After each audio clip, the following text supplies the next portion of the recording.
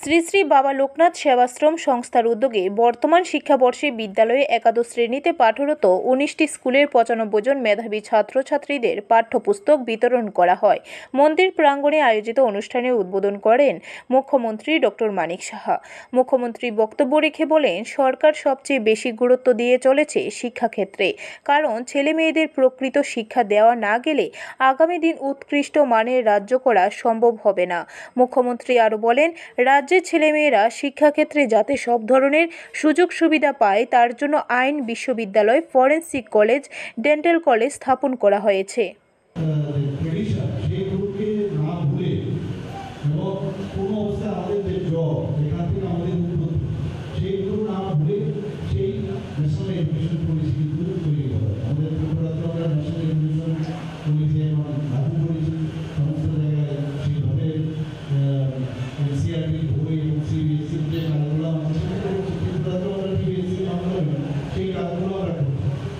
কারণ আগামী প্রজন্মই হচ্ছে আমাদের ছেলেমেয়ে, তাদেরকে যদি প্রকৃত অর্থে শিক্ষা না পায় তাহলে কিন্তু আমাদের যে রাজ্যকে আমরা যেভাবে চাইছি যে একটা উৎকৃষ্ট মানের রাজ্য তৈরি করা, সেটা কোনোদিন সম্ভব হবে না। ব্যুরো রিপোর্ট, খবর ত্রিপুরা।